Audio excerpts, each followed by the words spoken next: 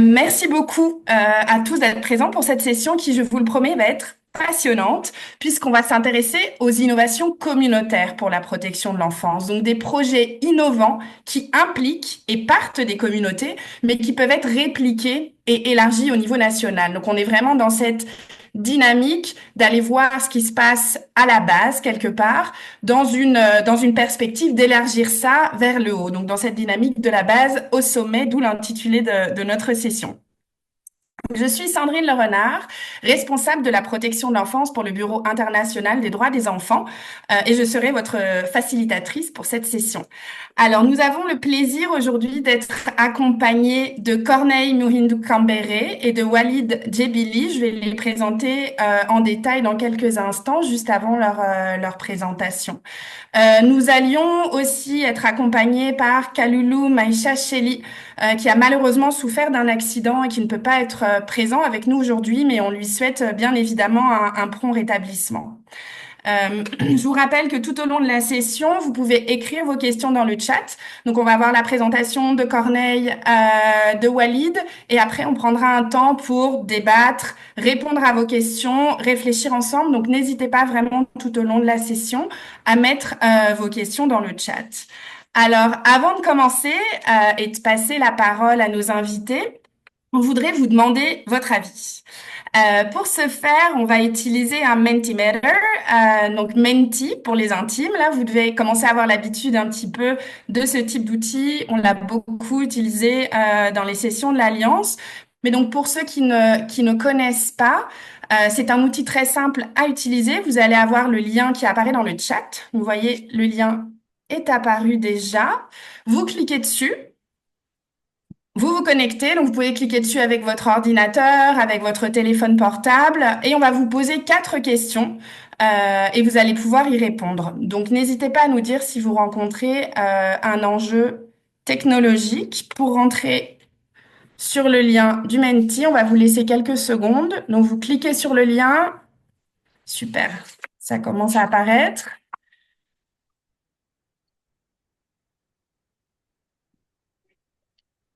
Vous rentrez votre réponse. Et plus il y a de personnes qui se connectent depuis un pays, plus le mot va apparaître en gros. Cameroun, Allemagne, Belgique, Madagascar. Pour l'instant, on est en Afrique et en Europe. Je vais laisser encore quelques secondes. La chance à tout le monde de participer, parce que je vois qu'on est 44 participants dans la session et on a 11 personnes qui ont participé. Donc, n'hésitez pas à nous dire là si vous avez des enjeux, euh, si vous avez des enjeux de connexion. Alors, n'hésitez pas également, si vous le souhaitez, à vous présenter dans le chat, comme l'a fait Flora. Merci beaucoup, Flora, d'avoir pris l'initiative. C'est vrai que j'avais oublié de le mentionner. Vous pouvez, dans le chat, vous présenter avec votre nom, votre titre et dire pour qui vous travaillez. C'est toujours intéressant pour nous de savoir qui est présent dans la session. Canada. Ah, les gens qui se connectent depuis le Canada, c'est gentil parce que au Canada, il doit être 4 heures du matin. Donc, on remercie les gens qui se connectent en pleine nuit. Burkina Faso, RDC, super. Donc, je vous propose qu'on passe à la prochaine slide. Ceux qui n'ont pas pu répondre, n'hésitez pas, il n'y a pas de problème. Vous allez pouvoir aussi participer aux prochaines questions. Kenya, on est toujours en Afrique, en Europe, avec quelques Américains, avec le Canada. Alors, vous savez que ces dernières années, on parle beaucoup de donner un plus grand rôle aux communautés. On a une approche qui se veut locale, mais on sait que ce n'est pas toujours la réalité. Parfois, c'est des grands mots, parfois, c'est des objectifs, mais qu'on n'arrive pas toujours à mettre en pratique. Donc, nous, ça nous intéresserait de savoir, est-ce que vous pensez que les initiatives communautaires et le rôle des communautés ont vraiment été revalorisés ces dernières années? Pour l'instant, on est plutôt vers du oui, ce que je trouve extrêmement positif. Bonjour Laurent, bonjour Landry. N'hésitez pas à continuer à vous présenter dans le chat. Pour ceux qui arrivent maintenant, vous avez le lien du Mentimeter. Vous pouvez cliquer dessus, il n'est pas trop tard, pour participer à notre activité actuelle.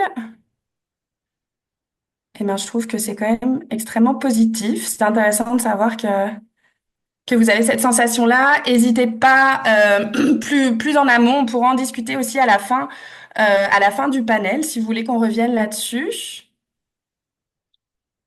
Merci Sambavio, merci Peggy. On peut passer à la prochaine slide. On voit qu'il y a pas mal de collègues de la RDC. Alors, vous savez qu'on est dans une situation compliquée au niveau de financement, au niveau international.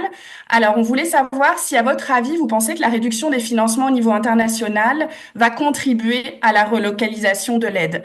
Donc, le fait qu'il y ait moins de financement, le fait qu'on revoie un petit peu notre manière de penser l'aide au développement, l'aide humanitaire, est-ce que vous pensez que ça va aller dans une direction, j'ai envie de dire, positive pour la relocalisation de l'aide?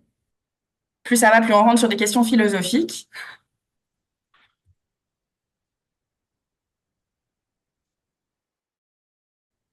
Cette personne pense que oui, quatre pensent que non. N'hésitez pas aussi, si vous voulez développer sur certaines questions qu'on vous pose, à donner des exemples, à participer dans le chat. C'est vraiment intéressant d'avoir votre perception. Si vous avez des exemples concrets, si vous voulez développer votre idée, vous pouvez tout à fait l'expliquer dans le chat. Ça sera plus que bienvenu. On rappelle aux personnes qui sont en train de se joindre que vous pouvez toujours participer au Mentimeter en cliquant sur le lien. Et on va passer à la dernière question. On va vous demander de réfléchir encore un petit peu plus, puisque on voudrait savoir en quelques mots si vous pouviez nous partager un impact concret qu'a eu une de vos initiatives au niveau communautaire. Donc un impact concret sur les enfants. Est-ce que c'est le travail avec certains acteurs particuliers? Est-ce que c'est une initiative, un projet qui finalement a vraiment changé la réalité des enfants? Donc, si vous pouvez, je sais qu'en quelques mots, c'est compliqué, mais n'hésitez pas à partager ça en trois, quatre mots sur l'écran et puis après à nous en dire plus dans le chat. Mais ça serait intéressant, on va vous laisser quelques secondes pour réfléchir, parce que je sais que c'est pas une question évidente, mais d'avoir un petit peu votre avis là-dessus. Donc, des initiatives, même si c'était vraiment à un niveau local, même si c'était à une petite échelle, mais des choses où on s'est dit, ça fonctionne et on voit qu'on a réellement un impact. Augmentation de la résilience communautaire. N'hésitez pas à nous expliquer dans le chat, du coup, comment vous avez réussi ça. Par exemple, l'augmentation de la résilience communautaire, si vous voulez nous expliquer en un petit paragraphe dans le chat, comment vous êtes arrivé à cette conséquence, enfin, comment vous avez réussi ça, ça serait extrêmement intéressant. On vous laisse encore quelques secondes. Les activités se sont poursuivies, mais après le départ de l'ONG, ça c'est un très bon exemple de pérennisation, ce à quoi on aspire tous. Implication des leaders religieux pour réduire les mutilations génitales féminines, engagement communautaire effectif pour la protection de l'enfant, dans la mission de programme Amis des enfants, beaucoup améliorer les conditions et l'adhésion des communautés pour les CDPE, engagement de la communauté pour la réduction des risques. Donc, je vois que vous avez de l'expérience, donc n'hésitez pas vraiment, comme je vous disais, à commenter dans le chat, à écrire un petit paragraphe pour nous expliquer vraiment en quoi consistait le projet, puis comment vous êtes arrivé à cela. Ça pourra aussi nous servir à la discussion à la fin, quand on posera les questions pour alimenter un petit peu nos échanges. Alors, je vous propose qu'on passe solution adaptée au contexte local. Pareil, si on peut en savoir plus, c'est super. Je vous propose qu'on passe à la première présentation. Merci à tous pour votre participation.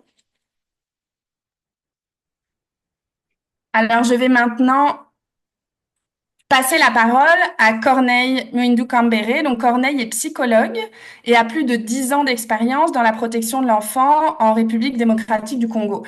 Il a occupé plusieurs postes dans des ONG internationales et il est actuellement spécialiste de la protection de l'enfance pour le Bureau international des droits des enfants. Il va partager avec nous aujourd'hui une initiative passionnante qui explique comment des acteurs du secteur privé, qui on le sait sont souvent peu considérés dans la protection de l'enfance et peu mobilisés, ont été impliqués. Corneille, je te passe la parole. Merci beaucoup, Sandrine, et je salue tout le monde qui me suit. Pour la présentation, vous savez qu'on est en République démocratique du Congo, donc de la base au sommet, on est sur des innovations communautaires. Et comme il s'agit des secteurs privés, comme l'a annoncé Sandrine, il s'agit des acteurs de terrain pour le secteur du transport en République démocratique du Congo. Next. Alors, ici, les secteurs oubliés et impliquer les acteurs du privé. Vous savez, d'habitude, lorsque nous parlons du travail de protection de l'enfant au niveau communautaire, dans nos pratiques quotidiennes, nous avons des concepts, nous avons les réseaux communautaires de protection de l'enfant, nous faisons recours aux familles d'accueil transitoire, et il y a des espaces amis d'enfants, des points d'écoute. Ça, c'est ce que tout le monde connaît en tant que praticien de la protection de l'enfant. Mais pour cette initiative, nous avons estimé que pour prévenir ou pour répondre aux questions d'exploitation des enfants, euh, on a besoin d'impliquer des secteurs plus ou moins oubliés et surtout les secteurs privés. Alors, ici, vous savez que lorsque les secteurs moins classiques de la protection n'ont pas souvent la conscience qu'ils peuvent avoir un rôle important à jouer dans la protection de l'enfant. Et lorsque nous évoquons le concept des systèmes de protection de l'enfant, généralement, c'est des acteurs que nous oublions. Alors, il y a aussi le fait que ces secteurs du transport, ils sont en contact direct avec les enfants à risque ou victimes d'exploitation, que ce soit sexuelle ou économique ou de traite. Alors, et en République démocratique du Congo, les secteurs où le transport terrestre, il est tenu à plus de 90% par des investisseurs privés. Alors, voilà l'importance de les mobiliser, parce que s'ils ne sont pas mobilisés, vous savez, ils risquent de se retrouver en train de participer malheureusement aux actions d'exploitation des enfants. Next.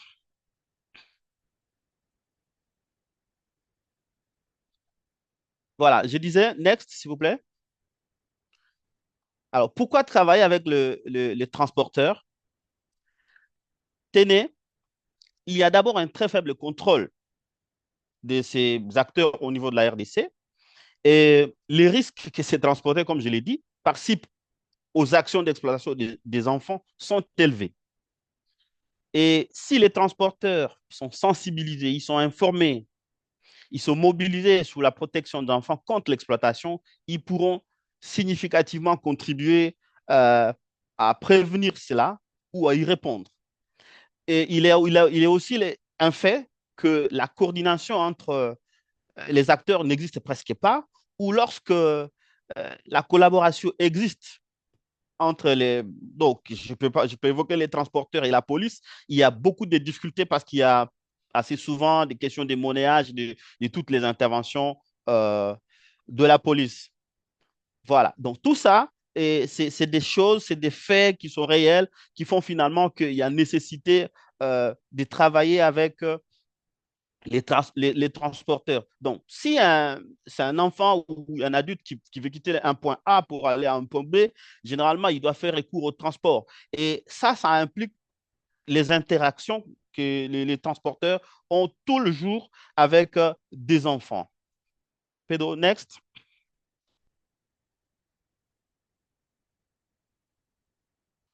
Alors, qu'est-ce qui a été produit avec les secteurs privés du transport en RDC? À ce jour, il y a eu création d'un outil de détection, mais aussi d'orientation des cas. C'est un outil très pratique parce que, vous savez, lorsqu'on nous parlons des transporteurs, au niveau de la RDC, hum, il y a tout le monde là-dedans. Donc, il y a des gens qui ont des difficultés à s'approprier des contenus écrits en français ou même dans les langues nationales. Donc, il y a vraiment, et il faut donc un outil plus ou moins adapté, un outil que je peux dire accessible par cette catégorie sociale qui est très importante pour la protection des enfants en République démocratique du Congo. Alors, à part cet outil, nous avons réussi à mobiliser les acteurs privés via un appel à projet pour leur permettre de se charger, de diffuser, mais aussi de s'approprier ou de mettre en pratique l'outil de détection. Ça, c'est ce qui est fait à ces jours. Next. Alors, comme je le disais, comment est-ce que nous avons produit ensemble avec les transporteurs cet outil? Dans la recette IBCR, donc du bureau, il y a un travail qui est fait, il y a un travail de diagnostic qui est fait pour savoir qu'est-ce qui ne va pas. Ça, c'est au niveau de l'atelier de développement. On comprend les pratiques, mais aussi les obstacles à la mise en œuvre des droits des enfants. Et on propose un outil. Et de quoi il s'agit pratiquement? Nous y invitons des acteurs de terrain, des gens qui ont suffisamment de l'expérience et qui peuvent vous dire, du moins en leur langue ou à leur manière, voilà les réalités, voilà les obstacles, voilà comment vous pouvez y aller pour résoudre les problèmes. Et ça, c'est des réflexions. Une fois nous avons au niveau de l'atelier de développement toutes ces idées, nous passons par la rédaction. Dès qu'on a une version rédigée de leurs idées, on présente cette version au niveau de la validation et il y a des inputs ou des choses qu'on doit corriger à la lumière, par exemple, de la loi, parce que là, nous ne faisons pas qu'appel à des acteurs du secteur privé, nous invitons également les secteurs publics pour éviter qu'on tombe dans la violation de la législation à la matière. Et donc, on a tous ces inputs au niveau du bureau, on rentre, on fait des ajustements. Et pour les cas précis de l'outil de détection, on passe à la révision, à la mise en page. Et à ce niveau, on a fait, donc je vous ai annoncé qu'on a fait un appel à manifestation d'intérêt pour permettre à ce que ces corporations de transporteurs puissent diffuser et mettre en pratique cet outil. Alors, après cette étape, il va y avoir la sélection. Après la sélection, on va former les acteurs qui auront été retenus pour, sur la manière dont ils peuvent formuler des projets, et, mais aussi comment ils peuvent mettre en place ces projets. Et après, lorsqu'ils auront mis en place ces projets, le bureau va en assurer le suivi. Next, Pedro. Alors, quels sont les apprentissages que nous avons eus sur le projet? Alors, les acteurs du secteur du transport se mobilisent une fois qu'ils sont conscients de faire partie prenante de la protection de l'enfant. Donc, au début, je vous ai dit que lorsque nous pensons le système de protection de l'enfant, nous ne pensons pas tout de suite aux transporteurs. Mais lorsque nous les avons mobilisés, aujourd'hui, ils sont plus qu'engagés. Moi, je crois que ça va être présenté au niveau des témoignages vers la fin de cette présentation. Vous allez vous rendre compte du niveau même de mobilisation parce que finalement, les transporteurs, ils ont pris conscience qu'ils font partie prenante du système de protection de l'enfant. Alors, il y a aussi le fait des mini-projets adaptés au contexte local sont pertinents pour mettre en œuvre la détection et l'orientation des cas d'exploitation des enfants au regard des réalités des différents contextes. Voilà, la RDC, comme vous le savez, c'est quand même un grand pays.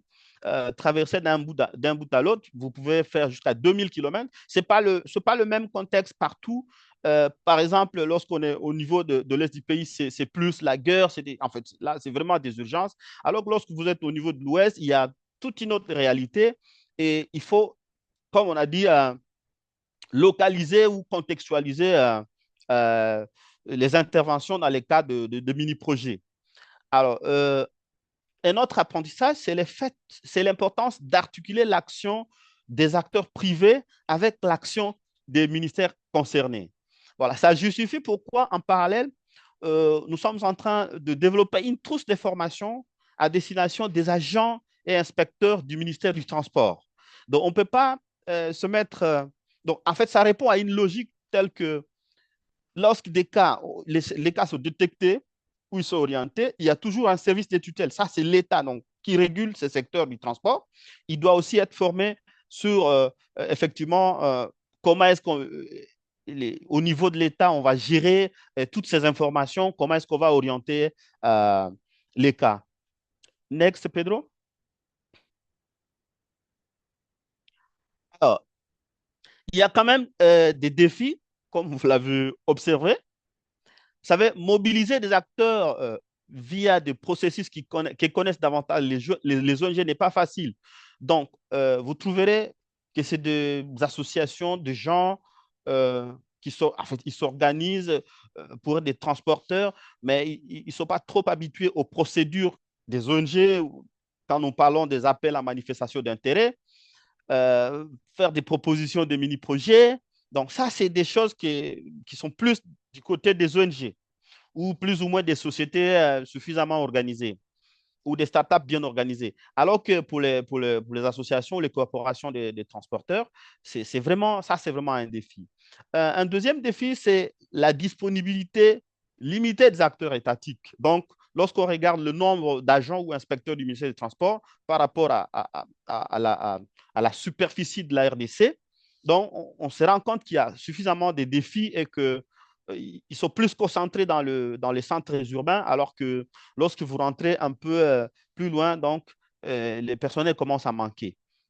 Alors, le dernier défi, c'est le fait de pérenniser cette formation euh, ou encore la diffusion de cet outil de détection. Ça, c'est un des défis. Non seulement ça, il y a aussi euh, le fait que, comme on dit en parallèle, on est en train de former, on est en train de développer une trousse de formation pour les inspecteurs, les agents du ministère du Transport. Il n'y a pas une école au niveau de la RDC pour former le personnel de l'État qui travaille dans le secteur du transport. Il n'y en a pas. Mais on est en train de faire avec de moyens de bord, on est en train de s'adapter, on est en train en fait, d'imaginer une méthodologie qui permettra à ces agents, au personnel, aux inspecteurs du secteur du transport en RDC de s'approprier du contenu et de contribuer significativement à la protection de l'enfant en République démocratique du Congo. Next, Pedro. Oui, Please go ahead. moi c'est Monsieur Babimbiye, Babimbi Albert. Je suis le vice-président provincial de l'association des chauffeurs du Congo, ASECO en RDC. Notre structure ASECO, c'est une grande association implantée sur toute l'étendue de la République de la RDC. On s'est dit, voilà, grâce à ces projets dont on va pouvoir. Moi, non, c'est un projet qui est vraiment bien là. Mais la façon dont, dans le secteur où nous sommes présentement ici, nous avons essayé de sensibiliser, ramener les autres, et dans une réunion, leur parler, tout ça, machin, machin. Et nous avons dit que c'est un bon projet. Mais comment arriver maintenant à réunir tout ce monde sur toute la rue? Là, ça nous fera de la fierté. Ça nous fera de la fierté. Pourquoi? Parce que tout le monde sera informé et que nous arriverons à diminuer les cas d'exploitation. Nous aurons diminué le cas d'exploitation parce que les secteurs ici de Kinshasa, par exemple, nous sommes en train de mettre tout en œuvre pour que d'aller très vite pour qu'on diminue cette exploitation. Mais ailleurs, tant qu'on ne regorge pas toutes ces parties-là de 26 provinces et qu'on n'en arrive pas, là, ça nous pose encore un problème. Donc là, ça va demander qu'il y ait des informateurs, tout ça, des communications, de tout mettre en œuvre, que ce soit dans tout ça, ça permettrait peut-être de réunir toutes ces informations et que si ça partait par WhatsApp, téléphone, machin, tout ça, radio et des communications, moi je pense que si on étendait sur toute l'étendue, ça nous ferait quand même du bien. Voilà, c'est un bon projet, ça nous a édifié, ça nous a mis à l'épreuve de ce que nous sommes en train de faire. Mais sectoriels seulement, qui sont informés. Il y a quand même des avantages, parce que je voulais dire. Il y a quand même des gens qui se sont corrigés, il y a quand même des enfants et des gens qui sont impliqués dans cette affaire, commencent à comprendre qu'il fallait développer et aller un peu plus loin dans ces projets. Voilà un peu ça.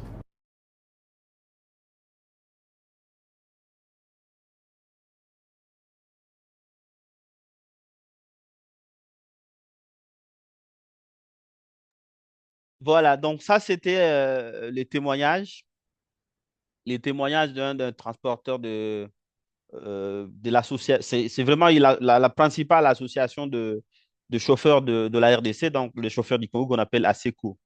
Alors, je vous dis merci beaucoup, Maton Dimingi, Accent Isana. Nous sommes disponibles, nous restons disponibles pour répondre aux questions avec la facilitation. Merci bien, je vous rends le micro, Sandrine. Merci beaucoup Corneille pour ta présentation extrêmement claire et très concrète. C'est toujours très enthousiasmant de voir comment d'autres personnes, peut-être d'autres acteurs peuvent être impliqués dans la protection de l'enfance. N'hésitez pas à poser toutes vos questions dans le chat. Je vois qu'il y a des premières questions qui arrivent. Corneille y répondra tout à l'heure. On va passer à la prochaine présentation. Donc, ce qui va être via un témoignage vidéo, car Walid est basé au Canada. Mais donc, on vient de voir que avoir des projets, des initiatives qui impliquent tous les acteurs concernés, même les moins évidents, c'est bien.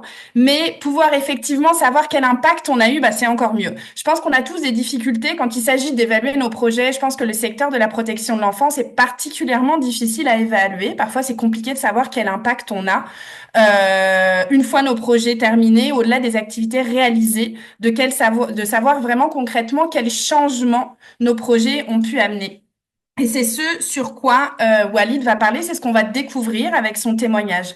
Donc Walid Djebili a un doctorat en économie et une maîtrise en statistique. Il a travaillé ces 15 dernières années en ONG comme dans les milieux universitaires et il est actuellement le responsable suivi, évaluation et apprentissage pour le Bureau international des droits des enfants. Et on va pouvoir découvrir son témoignage. Merci. Bonjour à toutes et à tous. Permettez-moi de commencer par une question. Et si nous pouvions capter au rythme de la vie quotidienne les signaux faibles qui annoncent l'évolution d'un système de protection de l'enfant? Je ne sais pas ce que vous en pensez, c'est en tout cas l'ambition du groupe d'observateurs. Il s'agit d'une innovation qui est née sur le terrain ouest africain et que je vais tenter de partager avec vous aujourd'hui.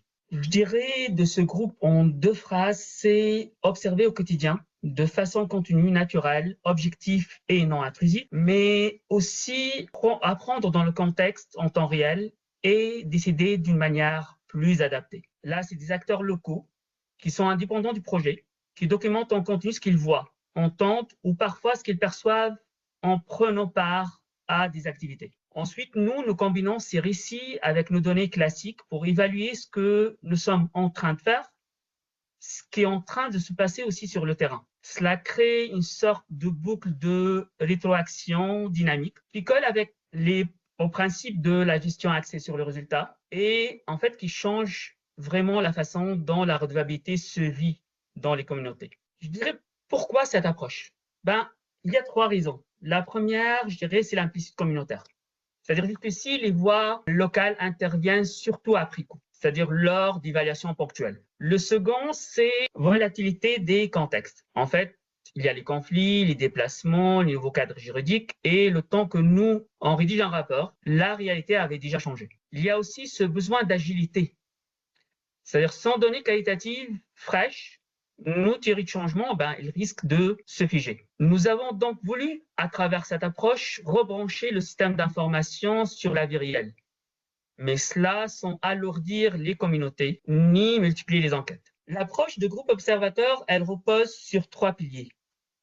Le premier, c'est l'observation immersive et continue. En fait, c'est-à-dire que les membres du groupe observateur, tout ils vivent sur place, participent à des réunions, des audiences, des activités communautaires, et puis ils consignent sur une grille Kobo chaque élément pertinent en lien avec le projet, ainsi que les facteurs pouvant ou ayant facilité ou entravé l'atteinte des résultats du projet. Le second point, c'est que c'est une méthode adaptative. Périodiquement, nous analysons des données, nous analysons collectivement avec les membres des données, puis nous révisons la grille elle-même. Et là, c'est de nouvelles situations de changement qui apparaissent ou d'autres qui sont révisées, reformulées, voire certaines vont disparaître. Ainsi, je dirais que c'est un outil qui vieillit bien, qui s'assimilerait à un langage partagé qui s'enrichit.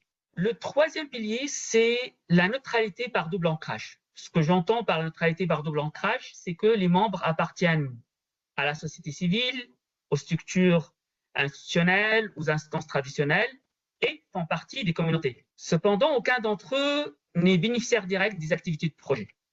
Et chacun va apporter un regard singulier sur ce qui se passe sur le terrain. Et à travers cette pluralité, on réduit le biais, on renforce la légitimité des constats. Pour faire cela à travers ce processus que je dirais itératif et adaptatif, on repose sur 4 ateliers structurants, dont les 2 derniers sont plutôt cycliques et récurrents. Le premier type d'atelier, c'est la mise en place.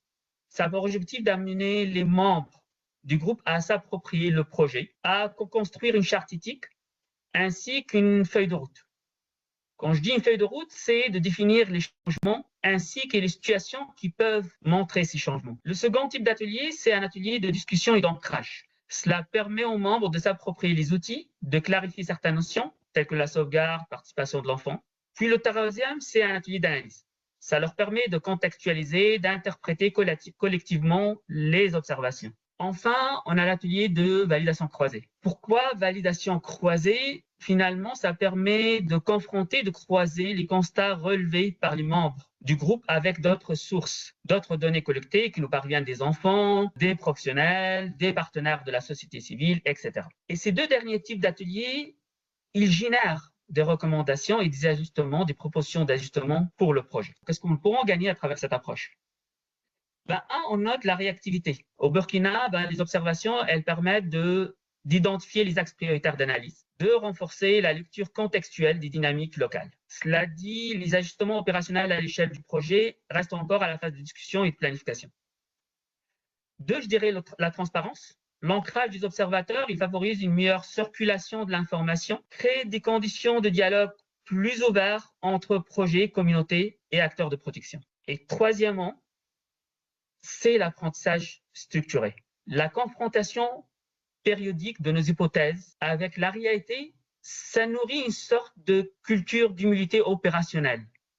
Cela nous permet d'ajuster rapidement nos théories de changement, plutôt qu'attendre vers la fin du projet pour découvrir ce qui fonctionne ou ce qui ne fonctionne pas.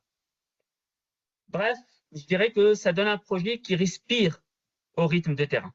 Une question se poserait sur la perspective, sur la suite. Là, en fait, nous sommes appelés à renforcer le partage numérique parce que les observateurs, ils en demandent. Ils demandent de savoir plus sur le projet, ce qui ne marche pas, les blocages, où est-ce qu'on s'en rendu, avec qui on est en train de le faire. C'est de poursuivre l'apprentissage itératif et continuer à apprendre ensemble avec les membres du groupe. Puis, troisièmement, c'est d'intégrer les observations au pilotage stratégique pour qu'elles servent vraiment à orienter les décisions du projet. En fait, pour résumer tout cela, en fin de compte, en quelques mots, je dirais, c'est observer autrement pour décider autrement. C'est dès lors que les communautés se font co-gardiennes, je dirais, des changements. La redevabilité, elle cesse d'être une case à cocher. Elle devient plutôt une énergie vivante pour pousser chaque acteur à s'améliorer sans cesse. Je propose en fait de conclure avec quelques témoignages de membres du groupe observateur au Burkina et au Mali. Ça a différents degrés de maturité autant qu'au processus entre le Mali et le Burkina. Je vous remercie de votre attention et je vous laisse avec les témoignages. Bonjour, je suis Rosélie Pisca, je réside à Kaya. Je suis membre du groupe d'observateurs depuis le. J'observe, je note et je transmets. J'ai eu à observer les différentes sensibilisations qui se mènent au sein de la communauté, qui se mènent pour la communauté. Et j'ai transmis. Et ma présence au sein de ce groupe est une touche particulière parce que ça a changé ma manière de voir les choses, de prêter attention à ce qui se passe dans la communauté. Je suis maintenant au service rendu, que ce soit du niveau étatique et du niveau non étatique, je prête attention. Et au niveau de la communauté, comment ils agissent, surtout au profit des enfants. Est-ce que les enfants sont pris en compte? Est-ce qu'il y a le respect? Est-ce qu'il faut aux enfants?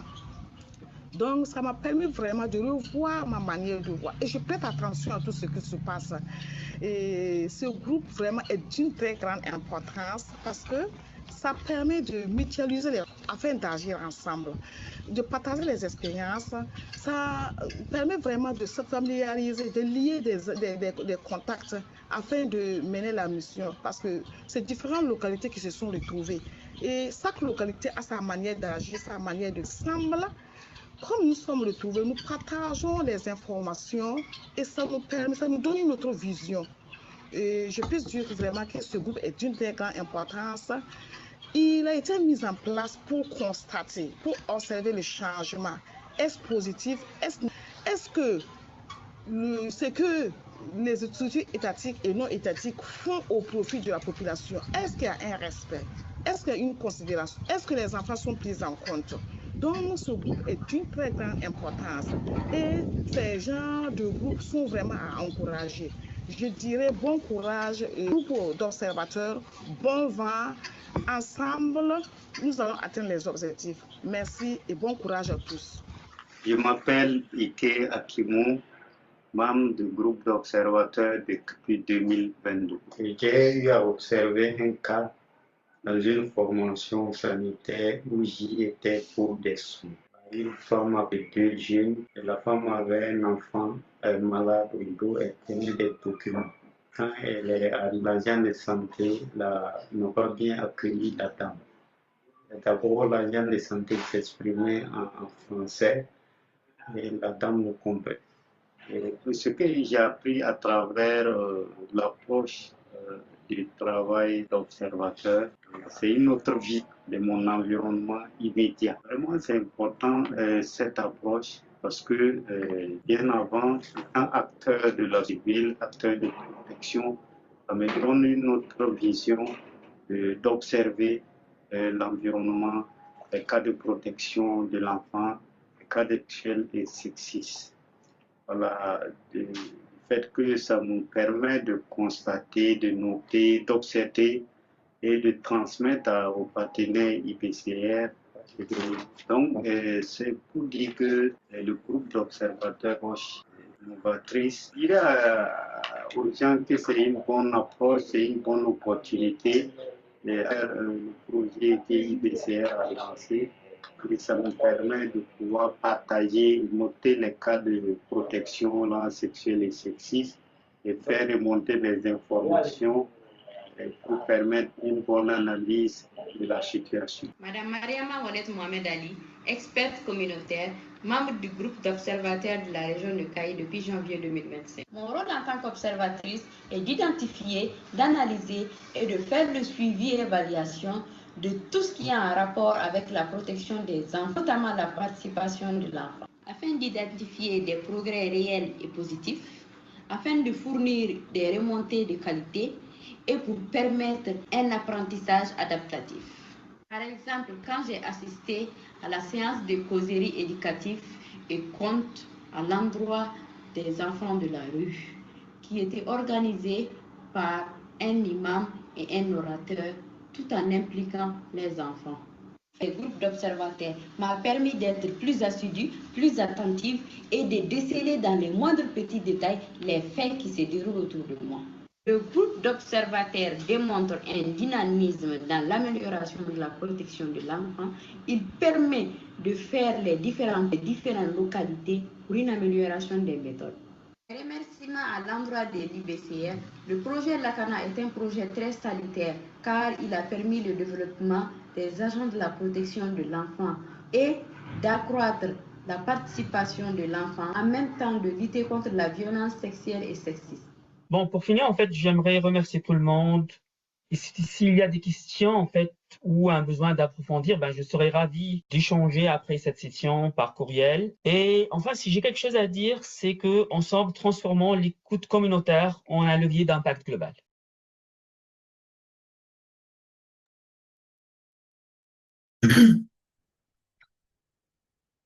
Alors malheureusement, comme je l'avais mentionné tout à l'heure, Walid n'est pas avec nous aujourd'hui, mais vous pouvez tout à fait envoyer vos questions et on vous mettra en contact avec lui. On lui enverra par courriel et puis il pourra vous répondre. En tout cas, j'espère que son témoignage et l'exemple de ces groupes d'observateurs vous a été utile et puis peut nous faire réfléchir un petit peu sur nos pratiques d'évaluation. On va passer maintenant aux questions. Donc, j'espère qu'en tout cas, ces différents exemples de projets assez concrets pourront alimenter vos pratiques et puis vous ont fait un petit peu réfléchir. N'hésitez pas évidemment à mettre dans le chat vos différentes questions. On a déjà 2 questions. Pour Corneille, première question, quel type d'exploitation des enfants a-t-on voulu réduire à travers cette mobilisation des transporteurs? Voilà. Merci beaucoup. Je vais y répondre comme suit. Alors, la question de l'exploitation, c'est une question plus ou moins complexe. Et ce qu'il faut retenir, c'est que c'est pour des raisons pratiquement de terrain ou de conceptualisation que nous arrivons à séparer ou à donner les formes d'exploitation. Mais aussi, il est observé qu'assez souvent, il n'y a pas une seule forme d'exploitation. Parce qu'à côté, généralement, d'une exploitation économique, vous trouverez de l'exploitation sexuelle, ça fait partie de la traite et ça finit. Donc, ça fait partie de la traite. Après, on a de l'exploitation sexuelle, on a de l'exploitation économique. Alors, au départ, certes, on voit qu'il y a la nécessité de parler de l'exploitation sexuelle, mais on a pour des raisons que je viens d'expliquer tantôt, où on a un peu toutes les formes d'exploitation assez souvent ensemble.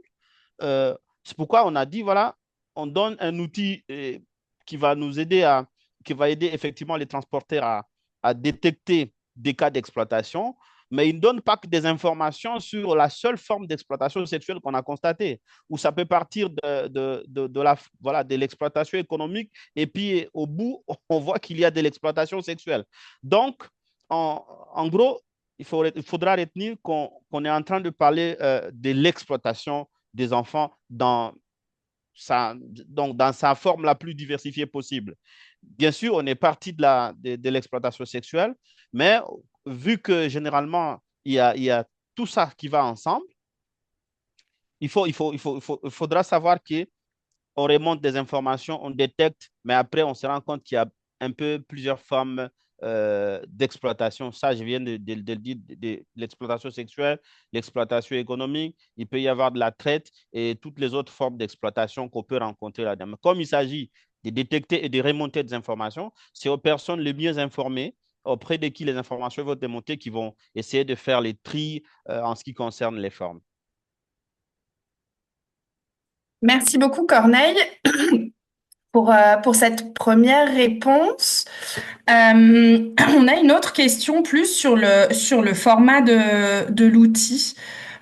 Quel format l'outil a pris quand on sait que dans ce secteur, les acteurs ont des profils diversifiés et beaucoup de langues locales? Donc, comment est-ce que cet aspect de diversification des publics, de publics diversifiés, a été pris en compte dans le projet? Voilà, merci beaucoup pour cette question. Effectivement, ça rentre dans les défis, mais ce qui est important, c'est que nous avons tenu compte du fait qu'il y avait pratiquement cette difficulté-là, il y avait beaucoup en fait, qui n'ont pas été scolarisés. Mais qu'est-ce qu'on a fait? On a, on a développé l'outil de détection, mais après, on a fait des messages clés qui étaient faciles, qui étaient suffisamment accessibles, qu'on peut dire en quelques mots. Non seulement ça, on ne l'a pas fait qu'en français, on l'a fait quand même en 4 langues nationales pour être sûr que dans un groupe de transporteurs, il y a au moins celui qui peut savoir lire quelque chose dans sa langue et qui pourra le dire, qui pourra l'expliquer en des mots les plus simples aux autres qui ne peuvent pas lire. Alors ça, c'est ce qu'on a fait. Donc, on l'a fait en 4 langues nationales et en plus du français. Donc, on a l'outil en 5 langues, donc en français, en kikongo, en lingala, en chiluba et en swahili. Donc ça, on est sûr, comme il s'agit des messages clés, que c'est plus accessible par cette catégorie d'acteurs de la protection de l'enfant. Merci beaucoup, Corneille. Alors, tu es un peu sous le spotlight là. On a beaucoup de questions pour toi, du coup, vu que tu es le seul intervenant en direct. Une autre question. Flora nous dit, j'imagine que ça n'a pas été facile de mobiliser ces acteurs du transport car l'initiative remet en cause leur business. Quel message clé vous leur avez transmis pour les sensibiliser, conscientiser afin qu'ils adhèrent à l'initiative? Ah, voilà.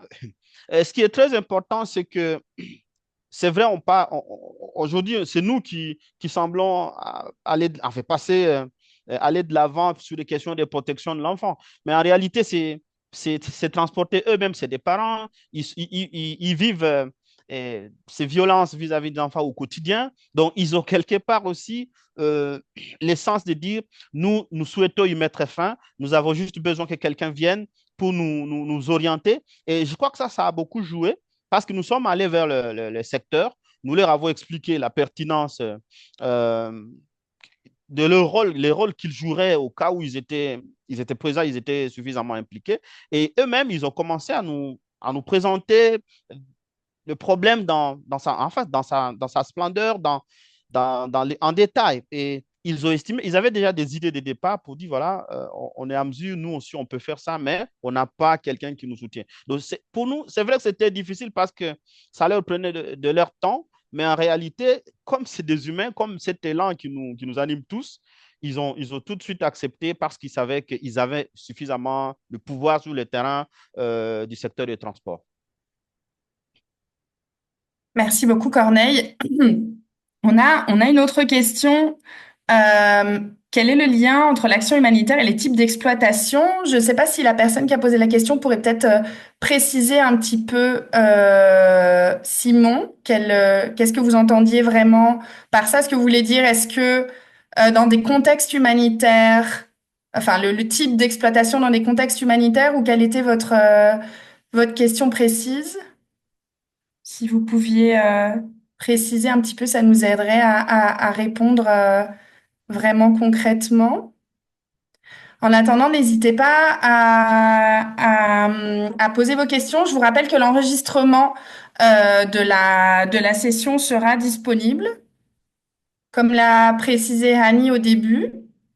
Donc, sur la chaîne YouTube de l'Alliance, vous aurez accès à l'ensemble à l'ensemble de la session.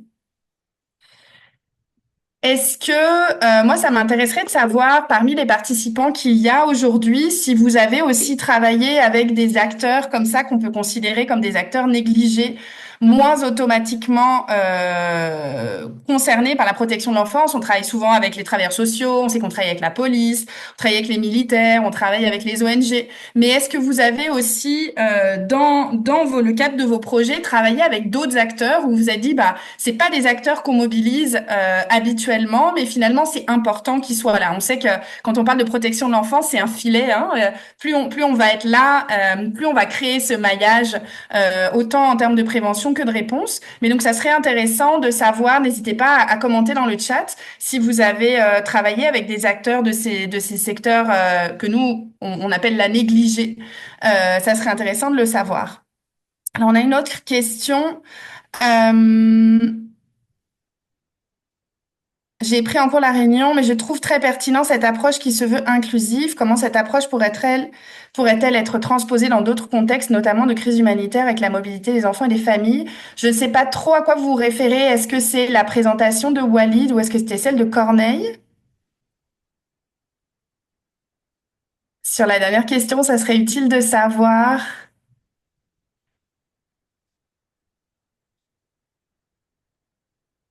Si on peut avoir la précision.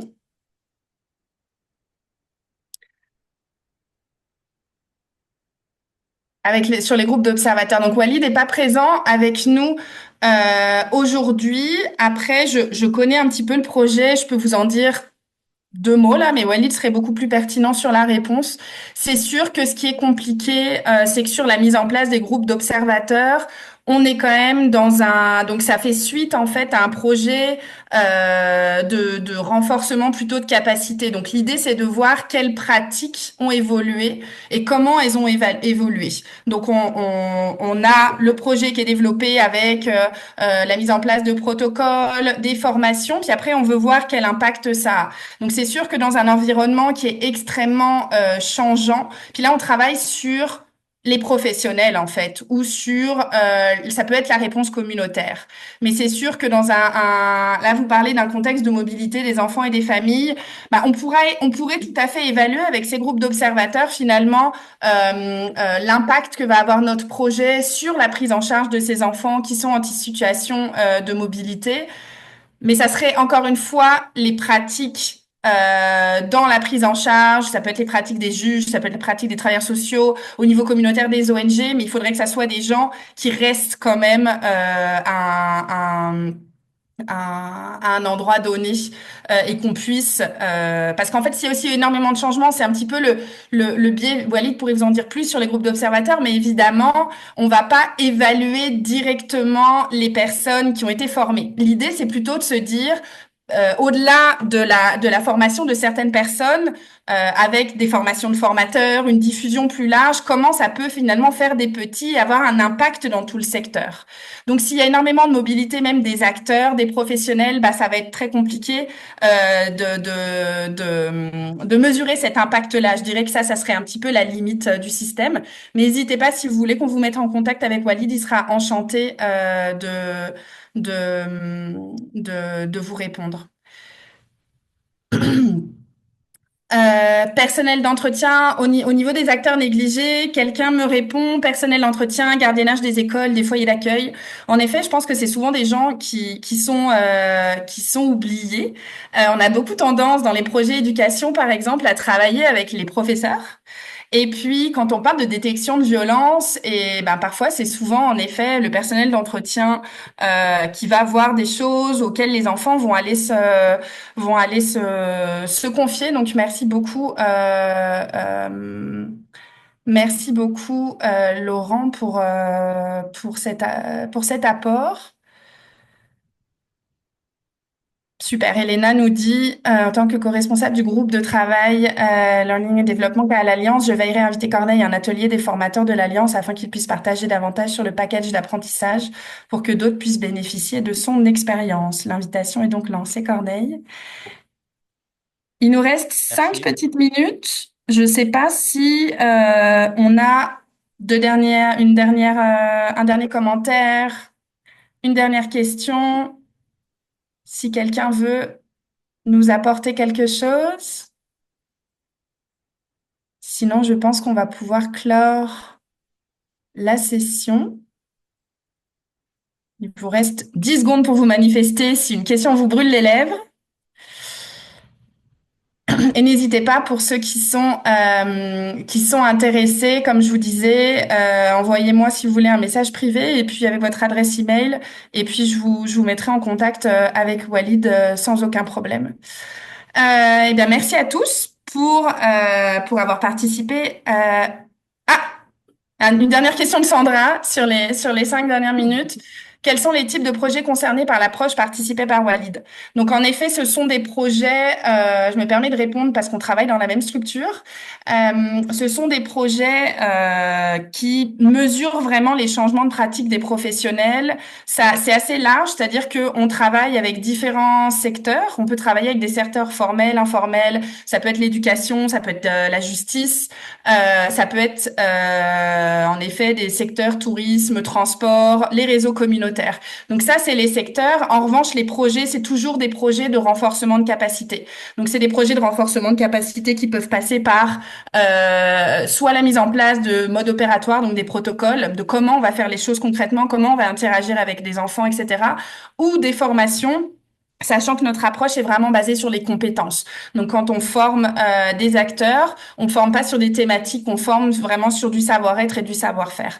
Donc, les groupes d'observateurs, finalement, vont aller identifier les changements de pratiques à long terme au bout de 5 ans dans le secteur. Donc, de se dire, bah, voilà, on a formé peut-être une trentaine de juges qui, eux, ont été faire des formations de formateurs. En tout, on a peut-être touché une centaine de personnes dans 3 régions d'un pays. On va aller mettre des groupes d'observateurs dans différentes zones pour voir finalement quel a été l'impact dans le secteur de manière générale. J'espère ne pas trop vulgariser ce que fait Walid, mais encore une fois, on vous mettra en contact si ça vous intéresse. Sur ce, je vais repasser peut-être la parole à Hani ou à un autre modérateur. Merci à tous en tout cas d'avoir été présents. J'espère que ça a été intéressant pour vous, que ça a planté des graines sur ce qui pourrait être fait. Un grand merci à toi Corneille d'avoir participé et d'avoir répondu à toutes les questions vu que tu étais le seul intervenant en direct. Et puis on passera les remerciements à Walid. Merci beaucoup et bonne fin de session. Merci beaucoup et merci à tout le monde. Merci à Sandra, merci à Corneille pour votre participation et pour tous. Je pense que maintenant, il y a une petite session de networking en français.